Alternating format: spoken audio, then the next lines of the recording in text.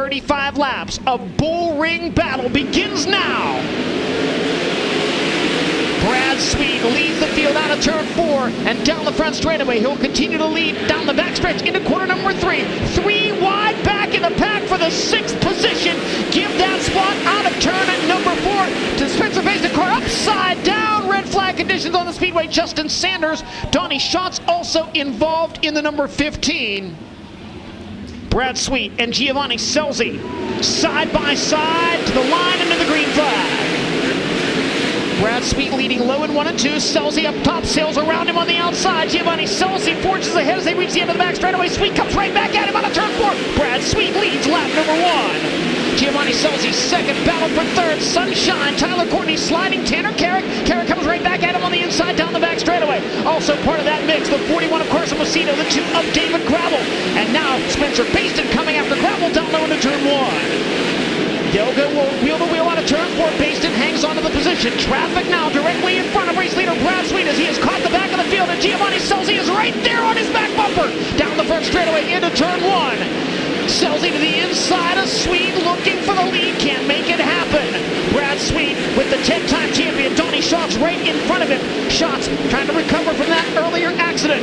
And now Giovanni Scelzi continuing his pursuit of race leader Brad Sweet with heavy traffic right in front of the Napa number 49. Scelzi to the inside in 1 and 2, nothing doing there. Now the top 3 nose to tail down the back straightaway. Here's Tyler Courtney to the inside of Scelzi racing for second. Can he make the pass? No!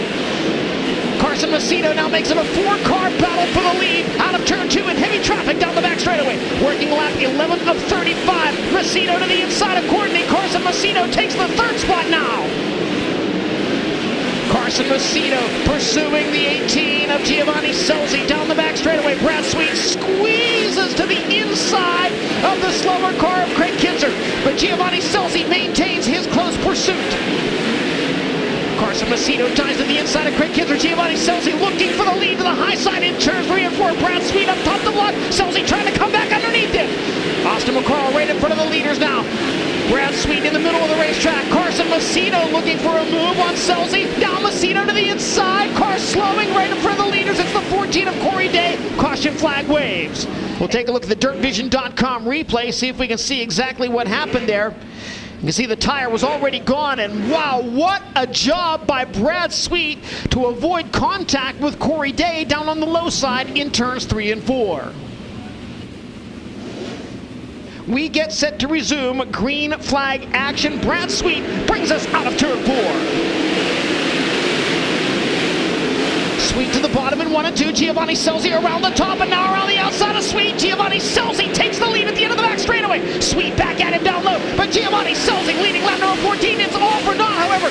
Tangle behind them, caution flag waving, and the point leader is involved. David Gravel in car number 2, along with the 83T of Tanner Carrick. Take a look at the DirtVision.com replay on the big screen.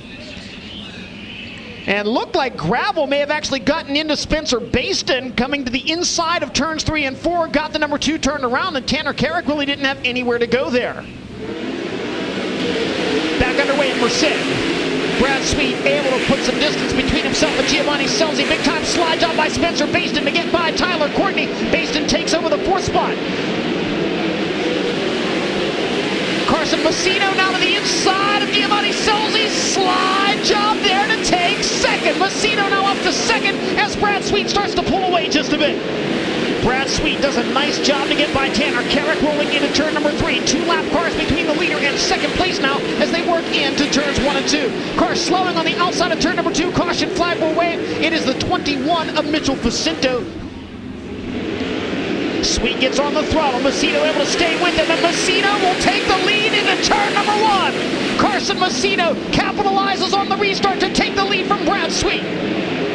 Sweet follows Macedo to the top side in 3 and 4. Dominic Scelzi down low, moving into the top 5 as he gets by the 57W of Tyler Courtney. Brad Sweet able to keep pace with that Jason Johnson Racing number 41. Sweet follows Macedo to the high side in 3 and 4. Carson Macedo, a slight bobble there. Spencer Basin and Tyler Courtney continue to duke it out for the 4th spot. Sweet with a move to the inside. Can he hold the lead down the back straightaway? Macedo comes right back at him. slides of the cushion. Brad Sweet tries to turn it underneath.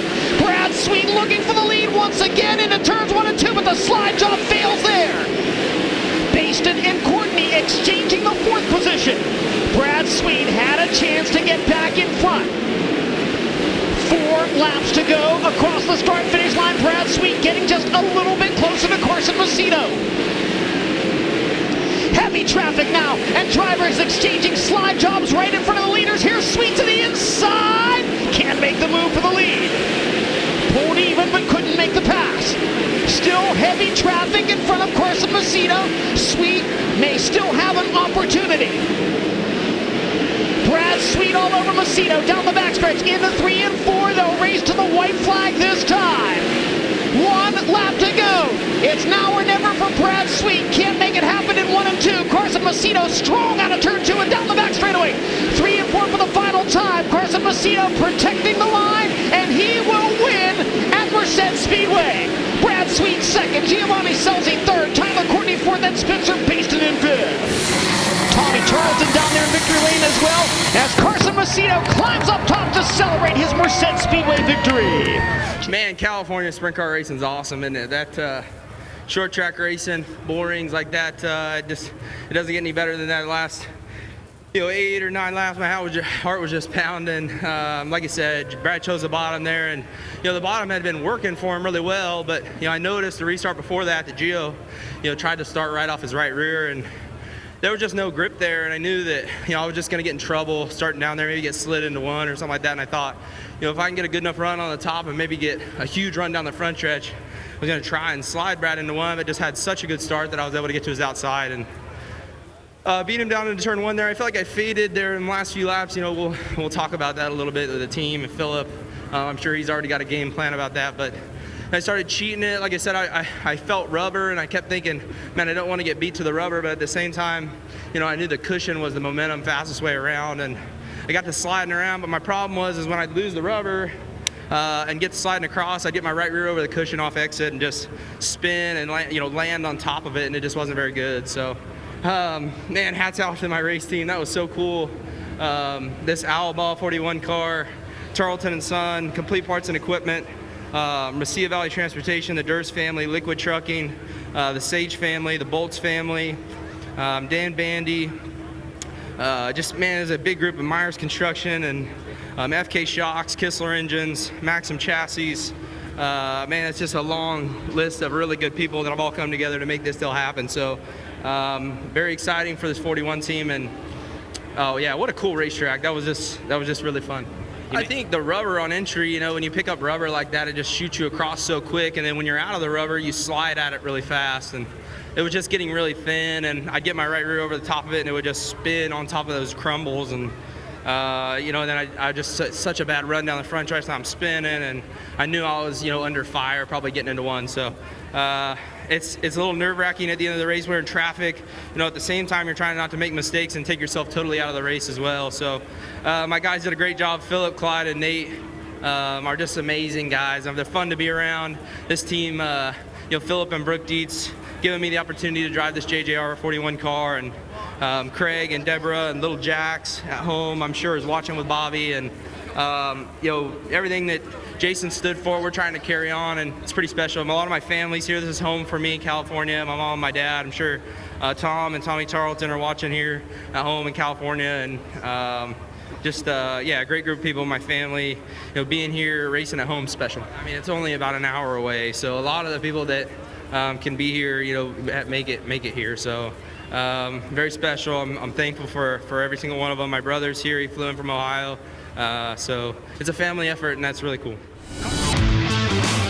For live coverage of every World of Outlaws event and for extended on-demand race content, visit dirtvision.com. For full race results, features, and series news, visit worldofoutlaws.com.